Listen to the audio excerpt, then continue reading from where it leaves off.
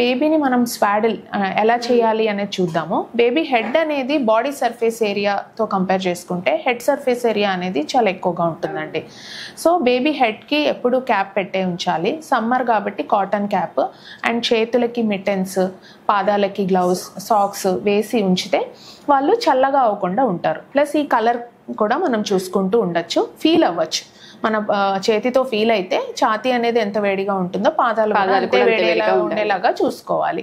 Baby స్వాడ్లింగ్ వస్తే తలని cap పెట్టేసి ఇలా స్వాడ్లింగ్ చేసేసుకొని అండ్ మనం 3 సైడ్ల నుంచి ఒక సాఫ్ట్ కాటన్ క్లాత్ని మనం ట్రయాంగిల్ షేప్లో మడుచుకొని అండ్ బేబీని టైట్గా, అంటే మరీ టైట్గా కాదు, బేబీ కొంచెం కంఫర్టబుల్గా ఉండేలాగా బేబీని మడుచుకొని మనం స్వాడిల్ చేసుకుంటూ ఉండడం వల్ల బేబీ వామ్గా ఉంటారు, ప్లస్ మంచిగా కూడా నిద్రపోతారు అండ్ బరువు పెరుగుతారు అండ్ ఫీడింగ్ రిలేటెడ్గా కూడా ఏమి ఇష్యూస్ అనేవి ఉండవు, కంఫర్టబుల్గా ఉంటారు. ఇలా స్వాడిల్ చేసి ఉండడం వల్ల బేబీ వెచ్చగా ఫీల్ అవుతుంది, కంఫర్టబుల్గా ఫీల్ అవుతుంది.